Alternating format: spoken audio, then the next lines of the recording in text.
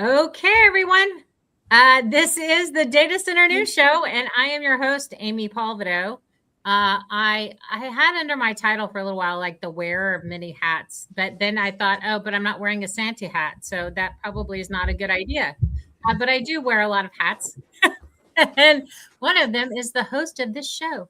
So I'm going to let my guests introduce themselves. We're going to be talking on-site power generation, which is like one of the hottest topics in the data center industry. And I've got some people on here who know what the hell they're talking about, which is great because I'm power 102, I think. Did I graduate to 102, Wyatt? I think I'm at 102, maybe. You're like at 300. Wow. Don't let her undersell what she knows. She has picked it up swiftly. All right.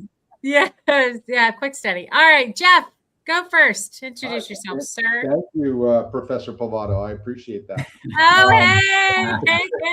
Jeff Barber. Doctorate program. Yeah, great to be here. Thank you, Amy, for setting this up. Yeah, Jeff Barber. I'm the Global Vice President of Data Center for Bloom Energy.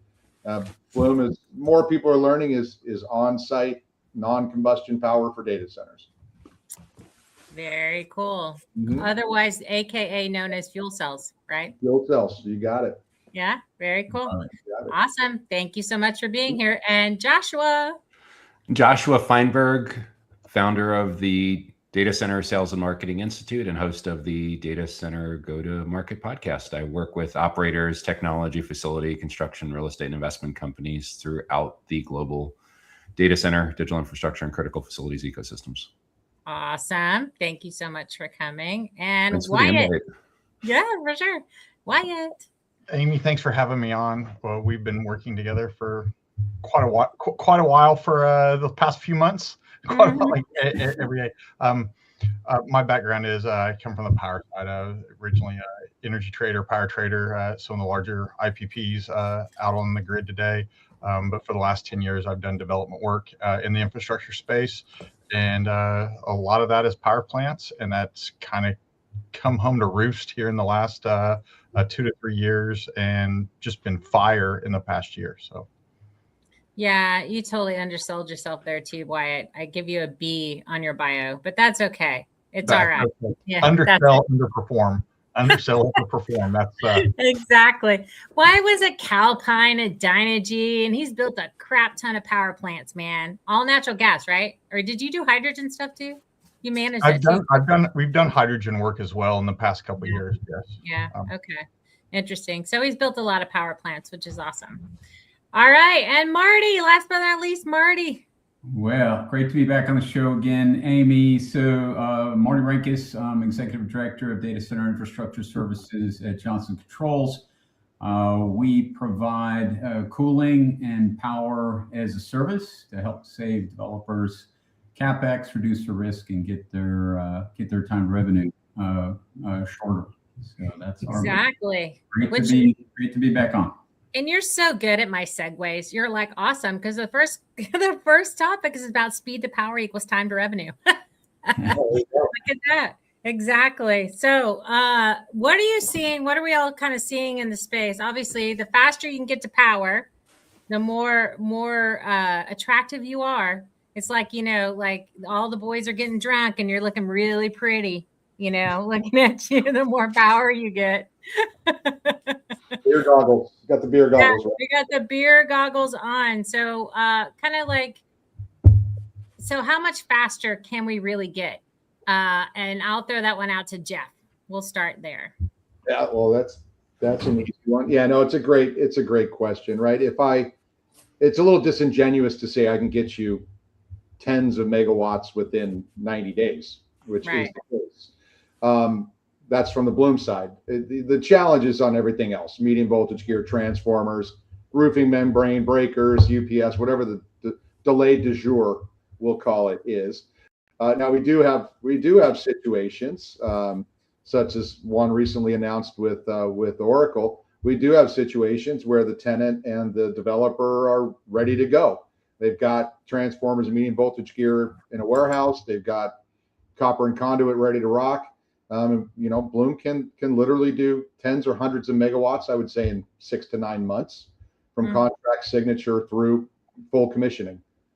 right? And again, that's because we are an equipment provider with, most importantly, I think, right in this day and age, is complete control of our supply chain. We've always been maniacal about our supply chain. We have a incredibly standardized manufacturing process that's easy to replicate. In other words, we can double factory output every year. And we've announced that we are doing that. So at the end of 26, we're going to double from a little over 1 gigawatt to over 2 gigawatts by the end of this year. And we can double again fairly easily. And that has a lot to do with how we manufacture the fuel cells themselves. You know, as far as other products, I think I kind of hit on it a little bit there. You know, with combustion, you have long lead times right now, and that's primarily due to their supply chain, right? I think another very important point is you have to do business with a company that's going to be around, right? Power is an important part of what data centers do, right? As well as physical security and cooling and connectivity. So how fast can you do it? We can do it in 90 days. Is that going to be for everybody? No, you're probably not going to be ready for me, right? Yeah. But you know, we have the ability to provide that. Yeah. Yeah, interesting. So you're not seeing supply chain issues, but the industry as a whole is, right? Sure, of course. On the turbine side and transformer side and switchgear side and blah blah blah. Yeah. Wyatt, what is your biggest bottleneck? Or what are the common bottlenecks if you're trying to do on-site power generation? And by the way, it's still faster than the grid. So it doesn't mean like whatever, but like, you know, but what are the bottlenecks? What if I wanted 500 megawatts tomorrow? Why can't I get it, Wyatt? Come on. Wow, there's a lot to unpack in that grenade you just threw into my foxhole. I'd like to dovetail onto what Jeff had to say. I find the parallels between this market that we're seeing today in development and putting steel in the ground, power gen steel in the ground, very much reminds me of the daily process that all the ISOs and RTOs across this country process as far as the generation stack and processing, you know, the clearing prices of energy on the bulk electric system. You know, as we look at what the gen stack looks like, right, we're going to start clearing the base loads, right, your coals, your nuclears, your very efficient heat rate gas units, and work your way up into your less efficient gas units. That's where I feel that we are at today, is we are in this less efficient gas unit space where we are clearing nine plus heat rate gas units, meaning high end peakers, low megawatt units versus what cleared 6 months ago, 18 months ago with your large gas fireds that were highly efficient, like your 7 heat rate GE frame 7s, your 7 FAs, things like that. Those cleared months ago. Now we're working our way down the stack into these less efficient units, less scalable units. So that's what I'm seeing. If you wanted 500 megawatts, well, 26 is only how many days away? 12 days away. I know. Okay, so I'll give you till January 30th. 26. Yeah, January the 30th. Let's just say if a delusional individual came into our office, Amy, and said, I need 500 megawatts in 2026. I also need grid connectivity. There you go. And pipeline, like and all finance wrapped up with a bow and be COD by end of year. Make it happen. And we would laugh. And then we would laugh some more. And then we'd sit back and say, you know, probably the best thing that we're going to be able to show up with is going to be these high heat rate units. Some of them are mobile, some of them are modular. Most of them are going to be lease units at the moment. We can do some stuff like Bloom has access to. There's some options in there, but you're not going to be able to do it on an at scale basis. Are we going to pick up 40 megawatts here or there? We're going to pick up 100 here or there. Absolutely, those are going to happen.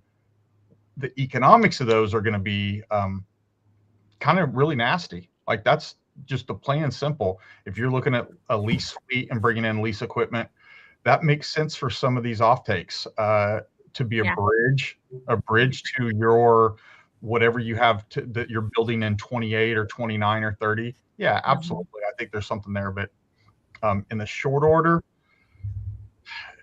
I think all the rats have clung onto the raft, and that raft set sail like months ago. So if you're at this point in the game looking at 26 or even 27 power, on I an know. scale basis, I don't think it exists. Well, yeah, we're trying to pull a rabbit out of a hat, but we'll see if we get there. You know, Well, I think there's gray market equipment that's out there as well, and I've definitely had calls and meetings in the past couple of weeks around gray market equipment, and I get offered that stuff on a daily basis. I swear, and it's frustrating when you hear about the same frame engines today, and then 3 days from now you'll get another call and a different person is repping roughly the same engines. You start, after you heard that 4 or 5 times, you're like, who owns the engines? Like, or are they even real? Where can we put our hands on these engines? And then even if we can we do engineering around them? Sure. My problem has always been, and maybe some of these guys in the room are smarter, or somebody can chime in from around the globe to say, yes, we can finance those. I don't really have a good avenue to finance gray equipment, because I can't get, the warranty representation, the performance guarantees, all the things that we kind of require to put the concrete in the ground and then bolt the steel to it. That's why I say, in the short order, it's hard to get at scale generation in the ground. Yeah, no, it's true. It's true. How do I've gotten promoted from Wyatt. Now I'm at Power 300. So heat rate matters. So this is for all the people who don't understand power, because Wyatt just geeked out on us for a second. Heat rate matters because it affects your gas consumption, which makes it more expensive. Did I learn this correctly, Wyatt? So if you're at like an 8 or 9, you're burning more gas than you could be if you were at like a 7. And so you can save money on gas, which affects your economics on the power generation side. So if you have a higher heat rate, you have to charge more per kilowatt, and a lot of people don't like that. So how did I do? Is that right? Bingo. Less molecules are turning into electrons. Okay, got you. All right. Inefficient. Yeah. So are the heat but that's not, you can't offset that all with like the heat, exhaust heat solutions and all this other stuff that they're trying to do on the power generation side, like Johnson Controls does. Does that not help? I'm just curious. So there are some efficiencies that you get from adding like a steam turbine to your gas-fired turbine, to where you have a combined cycle. That actually, as you go through the heat mapping, there's efficiencies that come out there. Combined cycle is much more efficient than a simple cycle. So as Amy, some of the units that we had some commonality talking about this week, being like the LM6000s, right. The 9 heat rate. But if you couple that with a steam turbine, you could reduce your efficiency, make them more efficient. But again, the CapEx of the initial project goes up. Well, there's some interesting. You're spot on that. I think from our side of Johnson Controls, we've been manufacturing heat absorption chillers for 60 years, and we do mission critical heat absorbers as a service. We've been doing that for almost 40 years. Yeah. So taking that heat, especially for example, like the Bloom fuel cells coming off of 400C, I mean, you've got some really, really nice heat coming off of that, and turning that into chilled water. There's some really great economics there, and because we manufacture equipment, we can finance that and sell it as a service. So there's some interesting things that are happening in that space. Yeah, we actually, as Martin is pointing out there, our efficiency drives over 90%. And combined heat and power is a common product for Bloom. So if you came to our factory, you'll see that we're powering our factory with Bloom fuel cells. We're capturing that heat at about 350 C, and we're using that to cool our factory through absorption chillers, and all that is in action. I mean, we're doing it ourselves on 200,000 square feet of factory in Fremont, right? So yeah, there are some unique. It does raise CapEx a little bit, nowhere near what you would need to do for combustion. For Bloom, it really is plumbing. We provide the heat in a common manifold at about 350 C, and do with it what you will. It's the same story for our CO2 capture. It is slightly more CapEx, but nowhere near like a combustion device. Interesting. Okay. So then if you do that, you're not generating as much power, or you're just making the system more efficient? What are you doing? Well, in our case, we're just making it more efficient, right? We can, for instance, exhaust normally. That's about 120 Fahrenheit at the top of the box. However, I can reroute that exhaust and take it directly off the fuel cell at 350 C. So for us, it's putting a pipe on the back of the box instead of venting to atmosphere. You put it into a common manifold and provide it for district heating, for absorption chilling, for steam generation. All that is very doable and becoming much more popular, I would say, at this point.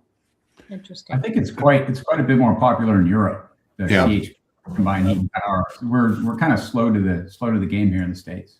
So what I'm really curious about with this part of the conversation is I've hosted some interesting interviews with entrepreneurs in the UK and in Scotland, in Sweden and Norway and in Asia, and they really are very excited about the social benefits of heat reuse because it gets the community activists to definitely have a carrot in this. This is where they're putting heated swimming pools and greenhouses and everything next door. What you're talking about is the benefits the developer a lot more, though, where you're capturing the heat to reuse it yourself as opposed to getting the community to love what you're doing. You could, yeah, absolutely. Yeah, district heating is very popular, in Europe and Ireland and the UK. Bloom is great for that. There's lots of products that can contribute to that and definitely drive the efficiency up. The Olympic swimming pool in France is Equinix through an Equinix data center. Yeah, that's from the hot aisle. Yeah, that's really just server. That's definitely from the hot aisle. Yeah. So absent all of the sustainability directives that they have in Europe right now, is this the much more pragmatic application that we're going to see with the data center operators and developers here in the U.S.? I think it would take legislation. I think it would need to be forced. But it does, as Wyatt said, it does increase the cost, and that for the tenant. So if you're a developer, it might make you less competitive if you do have it versus if you don't. It's if the tenant's willing to pay for it. Yeah.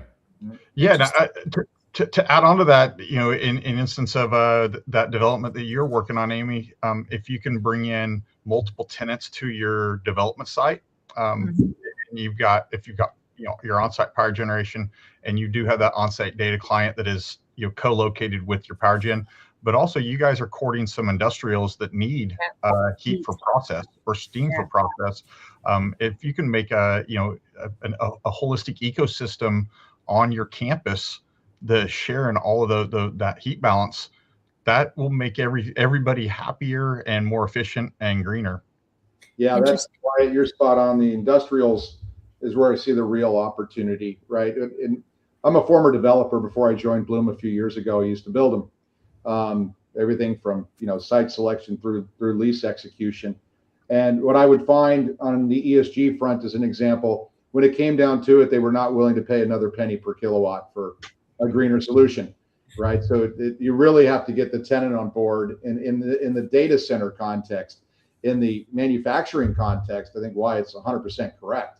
There's a lot of use for heat in various processes. Right?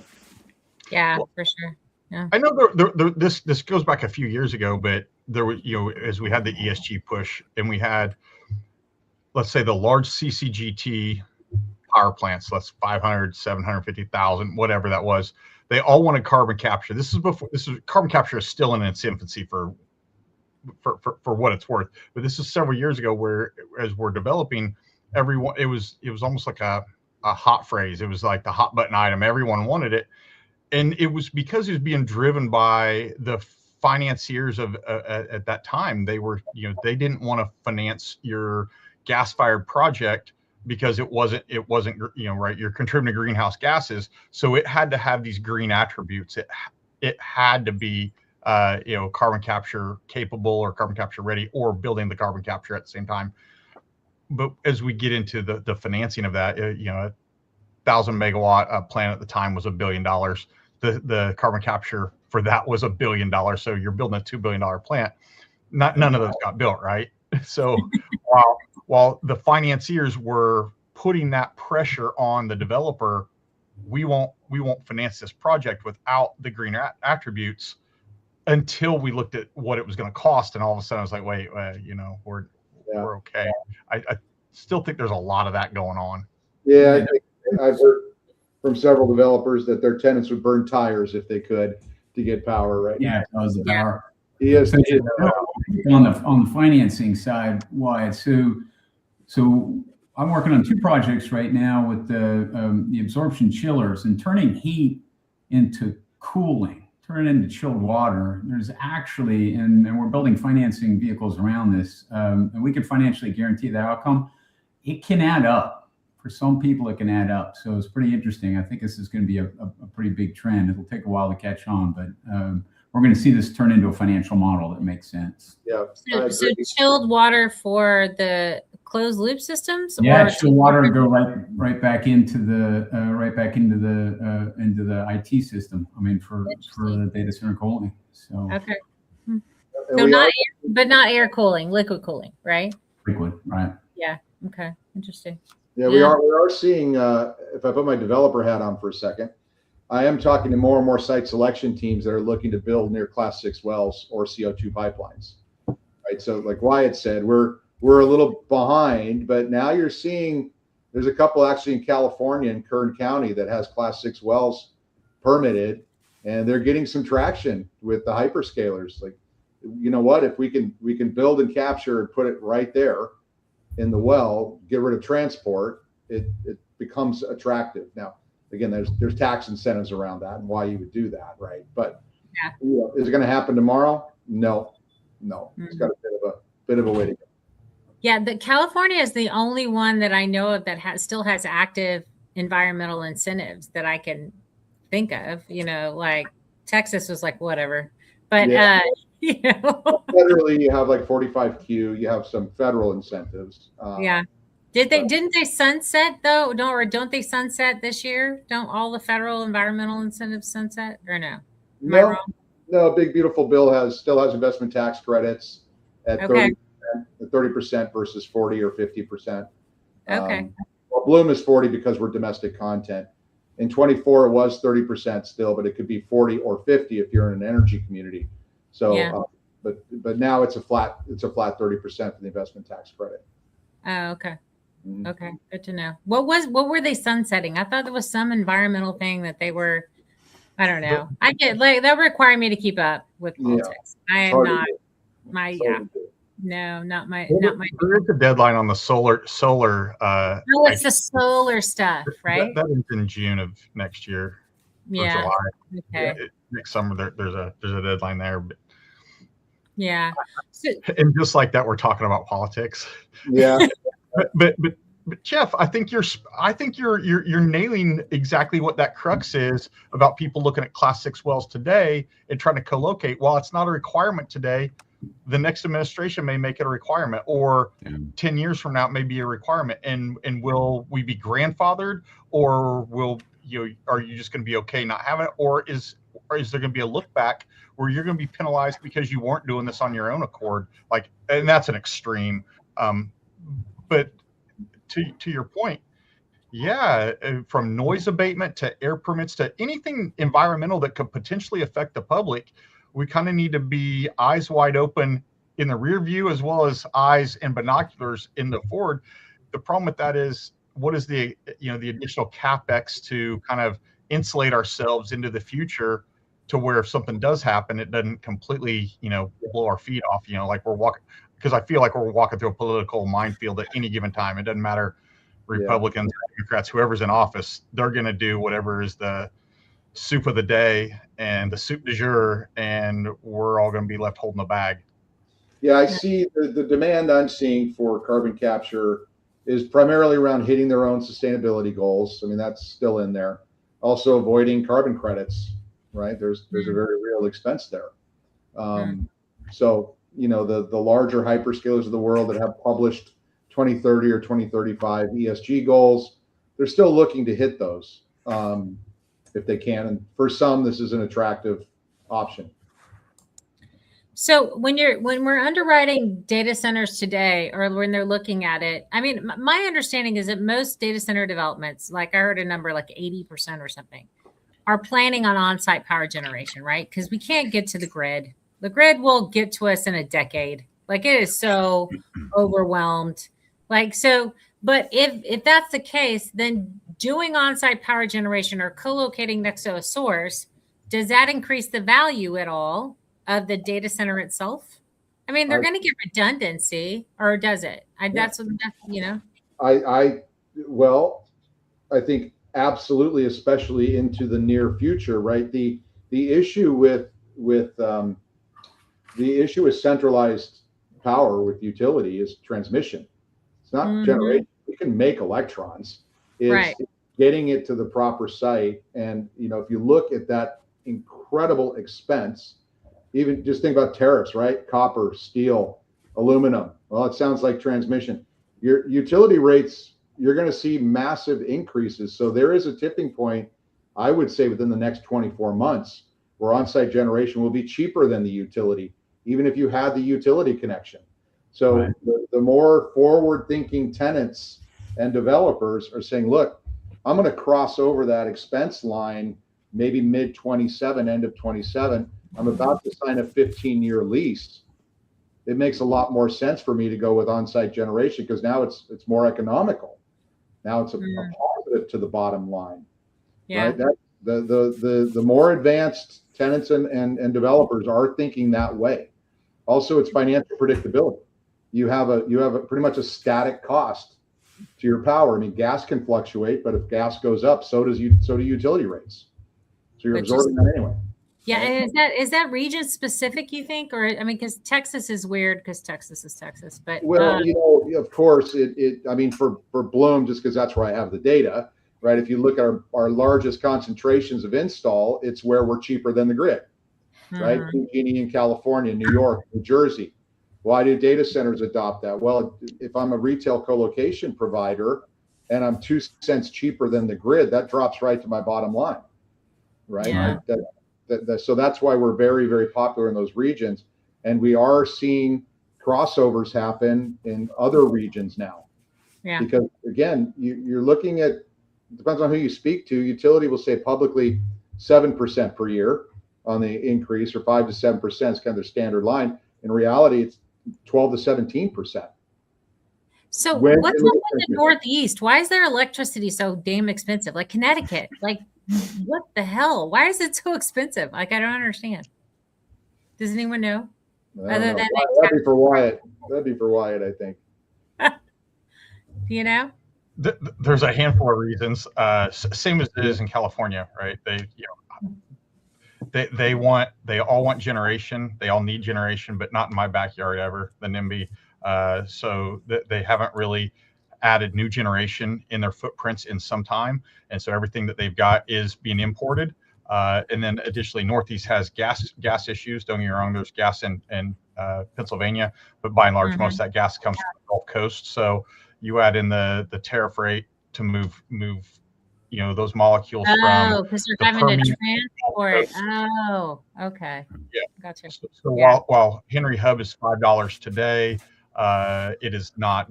Like I don't know what New York, Transco Zone 6, New York Citygate is today. I would guess it's a couple dollars more than Henry Hub at the moment. But if we get cold snaps, that spread widens. Maybe it's $5 at Henry Hub, but it may be $10 or $11 or $12 in the Northeast. Exactly. I mean, we in California, when I do a quote, we include the cost of gas in our quotations. It's 9+ cents per kilowatt hour just for the gas, mostly the carbon tax, right? If I go to Texas, I'm looking at 2.8 cents, right? Yes. So now you got Bloom systems running around 11, 12 cents a kilowatt hour. For a lot of utilities, that's on par, right? No, that's interesting. That is an interesting place to go with the stranded energy rate, meaning that our islanded projects, whatever those may be, may at some point be less than grid, economics better than grid power.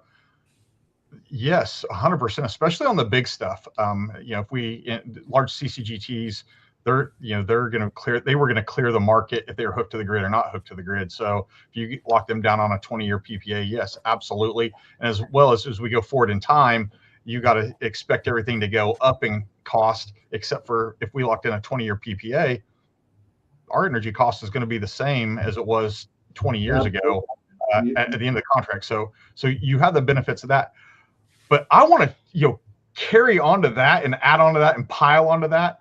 The benefit of these large data centers, if they are the power hogs that we expect them to be for the next decades, they don't want to be hooked to the grid. I wouldn't want to be, just from a risk standpoint. Look at what happened in ERCOT with Uri. The gas companies all got blamed for that. Like, people died, right? Because the power went out, and they blamed it on all the people that it wasn't the people that it should never been blamed on got blamed. Well, let's say something like that happens in the next time around. Well, the new kid on the block is going to get blamed. The data centers, those guys are going to be the ones who are going to get blamed for the power outages. And next thing you know, you've got Joe Blow and his mom suing you because grandma died in her house because her power was out. I can see there are crazy people out there. I can see the parallels where. Yeah, it's already there. It's already there. Glenn Beck. Glenn Beck, he's got a following. A little, he had a larger following, but he was saying that data centers are going to cause brownouts, that they're going to prove that data centers are going to start causing brownouts in the whatever months he was talking about. And I'm just like, no, they're not. No, I don't know. They're not going to cause brownouts, first of all, because they're already producing all their own freaking power. So they're not, but I'm not sure why people think that. If you tail on to what Wyatt was saying, what I've seen in the industry being a long time, there is an uprising from residents and other commercial businesses against data center, right? And that's related to rates going up. You're already seeing it with, AEP requiring 85% commitment up front. You're seeing that replicated elsewhere. You have 6B in Texas, right? Mm-hmm. And a lot of these things you can't implement them, right? Requiring me as a developer to provide a load profile for a tenant I haven't signed yet. I know. How does Trust me, I know. Yeah, it doesn't work. So I think from a political standpoint and being a good community member, yes, they're going to be very attracted to on-site power. Get the no impact to the community, right? No transmission lines need to be built coming through your neighborhood. No substations need to be built. There's going to be a stacking of advantages, including economics. Again, if it's a 15-year lease and I predict crossing over utility rates in 2 years, I'm 13 years in the black on a better rate. Wow. My tenant's going to buy off on that. My tenant's going to like that. And my tenant can now budget. Hey, your price is your price. It's $600,000 a month for 15 years. Right? Yeah, I can. Yeah. I mean, because so that becomes where there's still, I think the customer's preference is that you connect to the grid, right? I still think they do that, but it becomes the secondary, right? It's not your primary at some point. Like, it's your on-site will be your primary at the most, Well, I mean, your on-site power is your preferred source, right? Your backup gens are actually your primary in data center speak. Because it's preferred because it's cheaper. It was cheaper, right? Mm-hmm. If you're to your earlier point, Amy or Wyatt, I forgot who made it, you're still building a tier 3 N+1 data center. Right. Generate your own primary power. You're going to hit your SLAs to your tenant with the same infrastructure you have today, ATS, UPS, and gens. Yeah. Right? So I think that word is getting out in my opinion. It's becoming more attractive if you can get the gear. When it comes to getting the word out to Amy, you brought up something that I want to drive home again that keeps coming up in the industry, this feeling of that the media is mean to the industry and they spread misinformation. And when these projects are being planned and budgeted for hundreds of millions of dollars, convince someone in the C-suite to put a couple $100,000 into hiring a few more people to do more webinars and more podcasts and more education, so you don't have to whine and complain that the media is getting it wrong. There is absolutely no reason with the size of these capital projects that your executives, your product managers, your subject matter experts should be doing exactly what we're doing pretty much every day, especially for larger companies where there's dozens of subject matter experts. You do see that, Josh. It's an excellent point. You see that every morning on CNBC with Meta, right? Yeah. We had a high unemployment rate. Meta came to town, built a data center, and now everything is great, and I get to stay home with my family. We need more of that Yes. Not just from one hyperscaler, but from the Data Center Coalition or iMasons, or maybe it's a new organization, right? But as good as the associations and the media companies are at representing your interests, no one's going to represent your company's own interests better than your own subject matter experts and your own Marcoms people in doing this. So I would encourage doing both. And the good part is what I'm talking about relative to the budget on everything else is literally pennies. It's like for a company that's a couple $100 million or a mid-market or enterprise company, it's 2, 3, 4 head count and a StreamYard account or Zoom account or something like that. And it makes such a huge impact in being able to better control the narrative. You don't need the gatekeepers anymore. You're spot on. If we want an example, we need to look to Ireland, who has a data center moratorium for the last 5 years, 0 gas connections, right? Now they're having to flip that because they're seeing the economic impact. I think when you start seeing large developments simply be denied because of community uprising, that's when they'll start spending the dollars. Yeah. Hopefully, you're behind the 8 ball then, but that's how we work. So in Northern Virginia, I keep hearing that they'll cancel a project here or there, but they still get a bunch of projects through in Northern Virginia, right? So they're not completely on a moratorium there. But I do know that there is this environmental groups, like 230 environmental groups visited the White House for a data center moratorium in the United States. And I'm sure Trump flipped him the bird and said, whatever, like leave me alone. But I mean, we're seeing it more. And I don't know. The ironic part is they organized all those showings on their iPhones and on their I know. They're doing exactly what companies the size of Bloom and Vantage, they should be running huge circles around what the activists can possibly do, because a big trend among SaaS companies 10 years ago was to stop funding traditional interruption-based sales marketing the same way it did for decades, and to start building internal media companies. For some reason, it accelerated a little bit during the pandemic, and then it stopped, and everyone went back to thinking that everything needs to go through gatekeepers. But the reality is, for everyone that's running into problems where mainstream is misrepresenting the facts, build your own media. It's not, this is the 2020s. You don't need the resources like Mark Cuban did 25 years ago to do streaming video. That's true. You do it from your phone. I mean, it's kind of like someone believed the world is flat, but they use GPS to get to the meeting, right? We have roughly 100 data center related podcasts globally right now. It should be at least 10 or 20x that, and it will be. But the reality is, the companies that get out in front of content and controlling their brand and being in a leadership position in all the conversations that happen when you're not in the room about your brand, I mean, so core right now. Advertising your own on-site power, behind the meter power, and then articulating the lack of impact to the community, to the ratepayer, to the transmissions, to the bureaucracy and the permitting required. Using that as a marketing advantage, I think we're going to see more of. We're not impacting you at all. We brought our own power. BYOP, baby. Right. We got it. BYOP. Bring your own power. Yeah, exactly. I know everyone is they are harping on, the power rates. It's, data centers are going to jack up the power rates for everyone on the grid, right?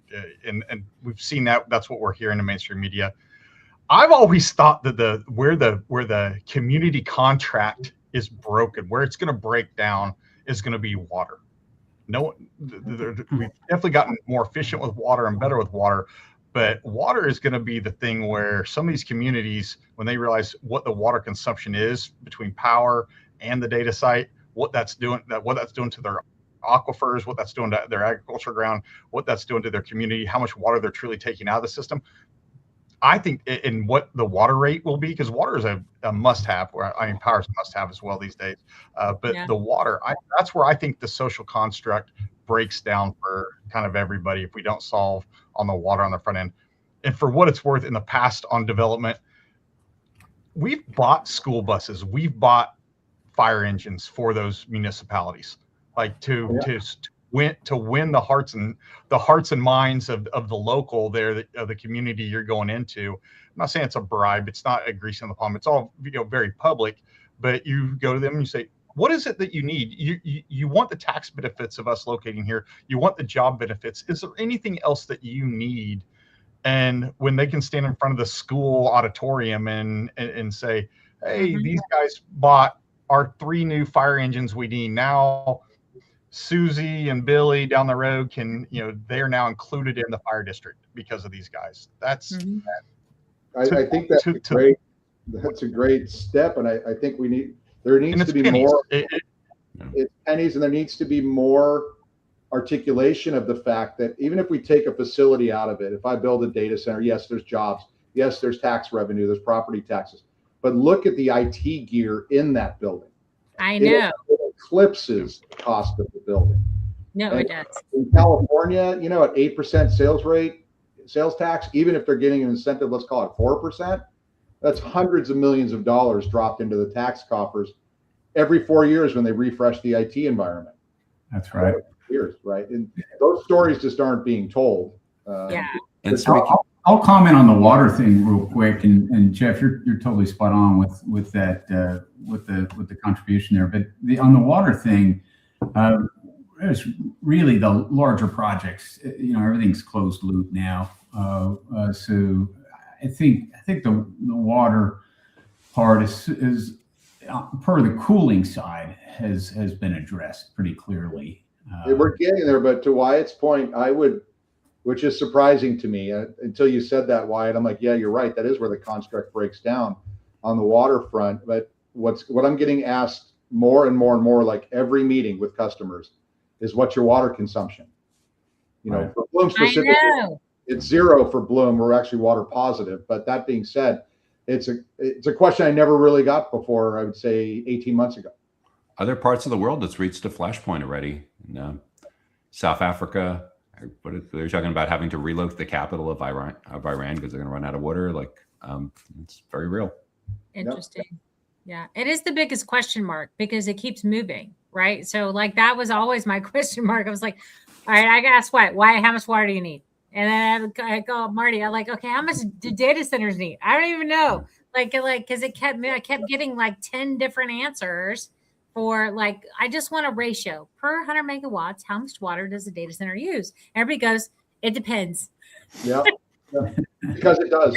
I know. And I'm like, this is the most frustrating thing. I just want to go to my water district and go, I need 500,000 gallons a day. I need 1 million gallons a day. I need whatever. And then and so I have to wait and I have to wait.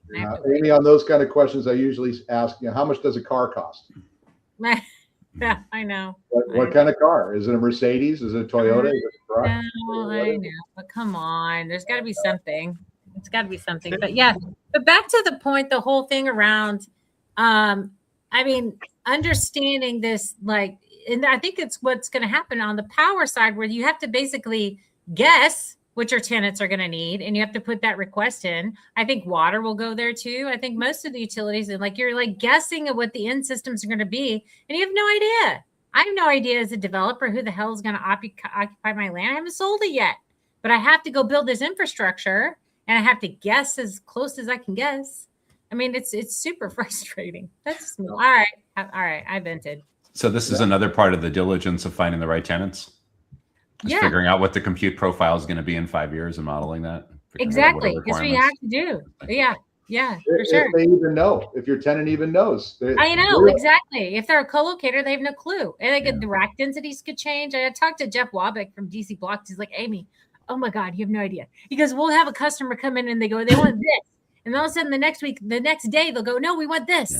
And then we had to model that all again. And I'm like, well, man, that sucks to be you. It's worse with the operators, because it's like they're running WeWork for computers. With the enterprises that have their own data centers, like we were talking about before, the most likely scenario where there are some data centers where they're willing to pay for some of the sustainability benefits, it's probably going to be small pockets of enterprise owned and operated data centers, as opposed to like DLR or Equinix or DataBank or something where they're just trying to model what they think a typical client is willing to pay for. They have to build the equivalent of a tract home, right? They have to appeal to the broadest audience, to appeal to the broadest, spectrum of tenants, because they just don't know. And have we modeled out an AI factory yet? Have they done that like truly run like data on what an AI factory's doing? Have they, from a power usage or how it breaks, or I'm assuming they have, right? We've got a couple of them, don't we? I mean, CoreWeave has. Is CoreWeave sharing? Just curious. No? I think that, the utilities certainly work to get that information, but AI is such a broad term. Is it learning? Is it inference? Is it TPUs, GPUs? Is it, there's a lot of different profiles there. It depends. I know. I hate that answer. It sounds like something that NVIDIA would probably be willing to invest in or underwrite, because it seems like every week or two they're playing VC. I know. They haven't invested in my company yet, though. They should. Keep trying. I'll keep trying. Come on, y'all. I'll keep trying. All right. Think 2035. What does the data center of the future look like? All right, crystal ball, y'all. It's almost the end of the year, and we're not going to be on the show next week. So, data center 2035. What is that? Oh, so we're good, like parting thoughts. And then, what do you want for Christmas? So, those are the two things. What is data center 2035, and what do you want for Christmas? All right, and don't say world peace. Whatever. You're not a beauty pageant contestant. All right, go, Joshua. I'll put you on the spot first. So in 2035, I think you're going to increasingly see developers and operators not only wanting to control more of the supply chain, so you're going to continue to see massive amounts of consolidation, not only within businesses, within sectors, but across business sectors. I think there's also going to be increasing pressure for operators to show a lot of social good, like what Jeff was talking about, is that the equipment inside, that it creates all these jobs for professional services firms. I think at some point it's going to be a very natural thing for all the technology vendors and operators to take a much more active role in rethinking IT and engineering, both at K-12 and higher ed. They're both in both of those areas. There's virtually no relevant career advancement happening in formal education, but the operators and IT are in a great position to grow from, what do we have, 5 data center related degrees that you can get in the US right now, to making it be something that's way more mainstream. So I see a lot of data centers having much more active roles in their communities, just out of need, out of necessity, out of it being good for shareholder value, and being able to blunt the criticism that they're really not creating enough jobs for the community, not doing enough social good. So yeah, I think there's going to be a lot more community education. I think virtually every data center that's built should be in the continuing education, professional development, learning development. And again, another one of these initiatives that costs pretty much nothing. If you have a classroom or a conference room or something that holds 20 people, and that's not being used 5-10 times a week for your sales team and your product managers and your channel managers to constantly be taking the lead and having these great events in your facilities, what a missed opportunity. So again, I see a lot of this coming together and really accelerating over the next 15 years. And CFOs will love it too, because compared to most everything else that's being invested in, the out-of-pocket cost is next to nothing. Yeah, for sure. Just culture changes. Yeah, I think Andy Power came out on Digital Realty just recently talking about we need more education. We don't have a pipeline. Our talent pipeline sucks. Basically is what he was saying in a more eloquent way than I just said it. But yes, that's what he was saying. That was a central message though, Amy. Yeah, for sure. All right, Jeff, data center 2035. And what do you want for Christmas? Oh, you didn't tell me what you wanted for Christmas, Joshua. What do you want for Christmas or Hanukkah? Peace, quiet, tranquility, optimism. A lot more optimism, a lot more people getting along, turning down the noise on a lot of the polarization and conflict, and figuring out ways to build much greater consensus, not just in politics, but everywhere. Yeah, I feel you on that one. Okay, we can do peace. We can do peace. All right, Jeff, your turn. I'll get a little more tactical. Consolidation, I certainly agree with. I think you're going to see a disaggregation of data centers because a lot of the software and file systems are being rewritten. And also inference will drive more back to the edge, which is going to drive modularization, in my opinion. There'll be a lot more prefab, a lot less square footage, a lot more self-contained cooling and power in a module that's prefabricated. And to the point, to Andy Power's point, and the one that you made, in my opinion, more eloquently, Amy, we don't have the trades to work on these giant behemoths. You're going to have to bring them into a factory to build these modules. With a lot of help from NVIDIA and others, but that in general just follows the tech world in general. We go from consolidating information to disaggregating it to consolidating it, hub and spoke. I think we're getting set for a spoke build out, more of what we call the edge, which is a very broad term. Inference is going to drive that. You're going to see more closer to urban centers or in urban centers because the footprint will be so much smaller as rack densities go up. And the trades, like I said, if my son wanted to drop out of college right now and become an electrician, I'd be all in. Yes. I mean, you these guys, you can't get them. Nope. You just can't get them. What I want for Christmas, both my adult kids to be home with me, and I just want to be cooking all day and not check a single email. That would be incredible. That would be absolutely incredible. That's all I want. That's it. Yeah, that's awesome. That's awesome. Yeah, I don't want to check email either, but me probably on Christmas Day. I will. I will. It's happened. I'll be in the kitchen though. I'll be in an apron checking my email. But there you go. There you go. All right, Wyatt. Well, if I go off of like Elon and those guys where they say we're going to be, in the not too far distant future, it's going to be data centers in space. Space, yeah. 2035. Yeah. I don't know that I believe that. A lot of it does make sense to me though, and I leave that to know that I'm smart enough to know that I'm not that smart. So like I know what I don't know, or I don't know what I don't know. Along those lines, yeah.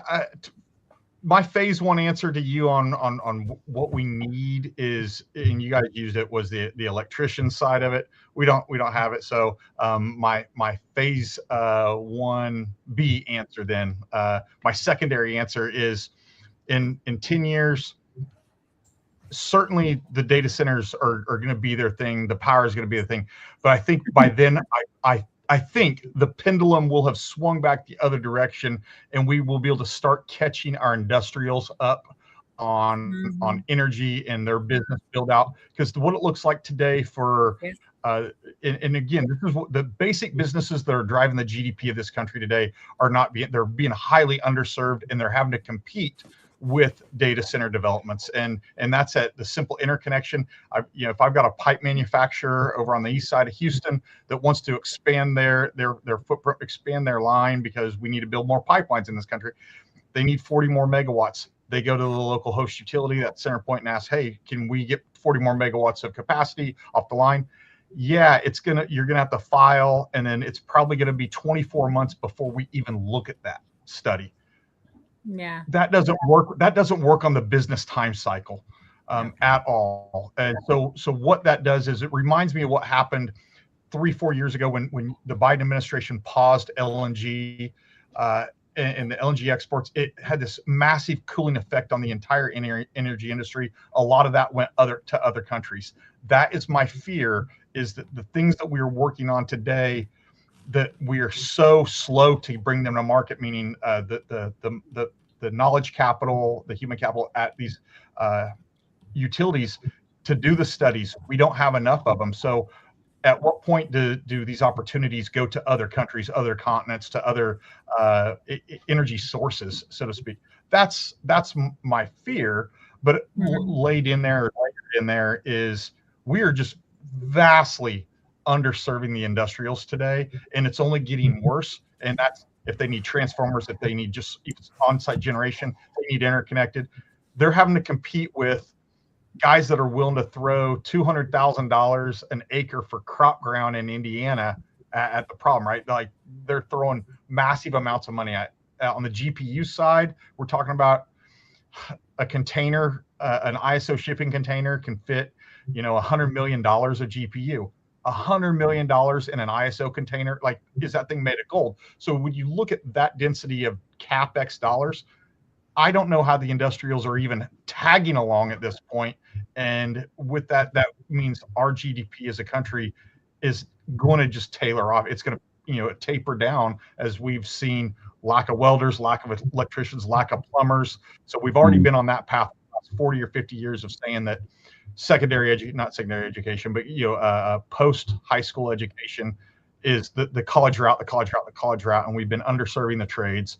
So we put ourselves in a bad spot. Now we're putting ourselves in a bad spot with the supply chain. that's really where I hope by 2035 we've swung back and data centers are covered. We've started covering the trades, the electricians in regards to this podcast, but all the others, and then started serving them with equipment where you don't have your aluminum smelters, the Alcoas of the world, competing with the Metas of the world, because they're not. But that's really, that almost makes it sound like I'm arguing for a social. You sound like Grinch. I'm no, just kidding. All right. No, I'm with you. But no, it's real. It is real. It is real. And I hope by 2035 we figured it out. Right. Yeah, I would think then we would. And for Christmas, I want decisiveness. Like, no matter what it is, decisiveness, meaning like you can make a decision. Like you come. Is that a ding at your wife or no? Please, dear God. No. This is collective. How my kids do this? Or let's see, in the business world, we can have a conversation with counterparty A on Monday. Just I think maybe Jeff or Martin said it. And they're like, yeah, we need 40 megawatts by the end of 26. And then on Tuesday, they come back, we need 90 by into Q1 next year. And then by Thursday, they've already said, we're looking at another site. A week later, they're back going, we need 400 megawatts on site. It's like, I know. I can't keep up. Just like how much the car costs, the one I usually use there is, I need to be 6'4", but I'm not. You know, I really want to be, but I'm not. Yes. Decisiveness. That's a good one. Decisiveness. Sign the damn contract. Make a decision. Move on. Living an exciting life, Wyatt. That's exciting. Chaotic, but exciting. All right, Marty, your turn. Yeah, I'll keep it simple. First of all, the great thing about going last is these guys covered some things I completely agree with. Jeff talked about disaggregation. I think that's coming. Modularity's coming. But first of all, I think it's power on site. I mean, 10 years from now, we're going to see so much power on site that we never even imagined. And it's going to be fuel cells, and it'll be combustion, and it'll be small nukes, and it will even be today. I don't know if you guys saw this. I'm a big fan. I've been tracking fusion for a long time. So a merger, Trump merged. They formed a new company with TAE, and they're saying they're going to have their first commercial nuclear fusion system for 50 megawatts running in 2031. That's 6 years. So I pinged all of my friends in the fusion space. I go, this is the first time I've heard someone say, I mean, money's going in, and hey, we're going to be up and have 50 megawatts of power running in 2031. It's fusion power. So there's a lot of skepticism about that. I'm a skeptic. It uses a proton boron 11 technology, which requires tremendous amounts of temperature to make it all work. So pretty risky, but right, that's on the table. Stuff like that. So the on-site power is going to be there for sure. And then on the data center itself, I mean, Jeff, you mentioned modularity, definitely modularity, because we can build it on site somewhere, ship it out. And then also if it's modular, we can then upgrade it a lot easier. So as the technology changes, we can make the changes we need to make. And the people, then space. Why you mentioned space? I had a conversation with somebody just last week, and I was like, what, data center in space? That's crazy. What about the latency? He goes, latency is not a problem. Not anymore. So cooling's not a problem. Latency is not a problem. Getting the stuff to space, that's the problem. That's the problem. Now, what Musk is building with the Starship. I mean, we can start hoisting this stuff up there. It might be a realistic option. And if 10 years from now we're doing a lot of data centers in space, it'll be like, well, damn, okay. I want sharks with lasers and flux capacitors by. Yes, I want flying cars. Why don't we have a $1 freaking million. flying car? I want my damn flying car. I seriously do. I heard they first have to fix the satellite issues first. They do. The actress from the Disney show, Bridget Mendler, has a startup to fix all the lack of satellite problems. There hasn't been significant upgrades in the last 30 years. And from a power standpoint, satellites make sense, right? You're talking 24/7, 365 solar. You just Yeah. big enough array that you don't have to worry about, solar only being good for 4 to 6 or 8 hours a day. It's It is so much more efficient in space. I mean, exponentially more efficient without our atmosphere. And no one's going to complain that you're not creating enough jobs. Exactly. or you're not in their backyard. And you don't have to pay Not property backyard, yeah. taxes, and you don't have to share your revenue, and you don't have to do any of that. It's all in space. Yeah, It's not going to take all the water. Yeah. Exactly. No. Yeah, for Christmas, I'm going to go simple. You guys are doing the world peace and all this amazing stuff. I want a roast duck. I'm going to have a roast You're duck. going to roast duck. Wow. Okay. Roast duck. Haven't had. Hungry. Yeah, I know. We need to start baking now. All right, y'all. There's our hour.